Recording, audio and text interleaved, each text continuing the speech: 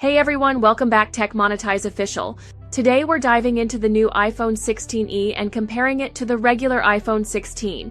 Is that $200 price difference worth it? Let's break it down. First, let's talk money. The iPhone 16e starts at $599 for 128GB, then $699 for 256GB, and $899 for 512GB. The iPhone 16, it's $799, $899, and $10999 for the same storage options.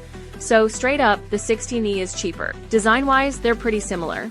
Flat sides, glass panels, rounded corners. The 16e is a tad smaller and lighter, but here's a big difference: the notch. The 16e brings back the classic notch, while the 16 has the dynamic island. Color options: the 16e comes in black and white only, whereas the 16 gives you black, pink, teal, ultramarine, and white.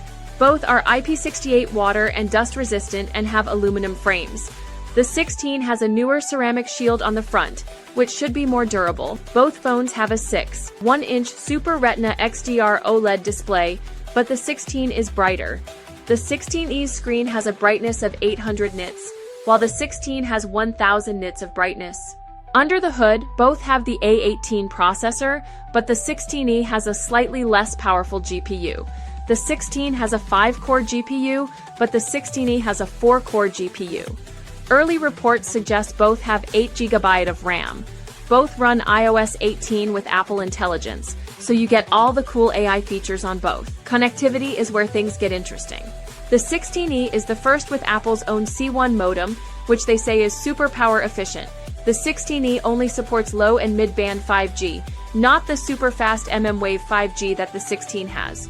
Also, the 16 has Wi-Fi 7 and an ultra-wideband chip, while the 16e has Wi-Fi 6 and no UWB. Battery life is a big question. Apple says the 16e has a new internal design with a bigger battery and the efficient C1 modem.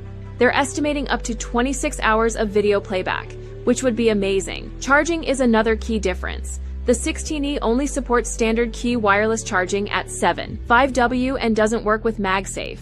The 16 has 15W MagSafe wireless charging. For cameras, the front cameras are very similar. Both have 12MP sensors and access to the A18's image processing, but the 16e doesn't have cinematic mode for video.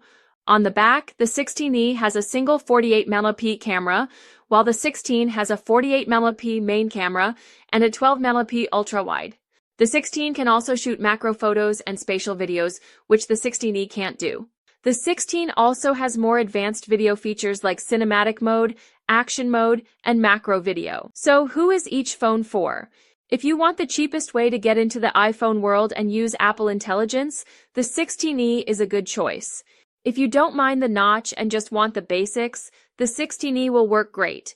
But if you want better cameras, MagSafe, faster 5G and Wi-Fi, and the dynamic island, the iPhone 16 is worth the extra money. We hope to get our hands on the 16e soon for a full review. Thanks for watching.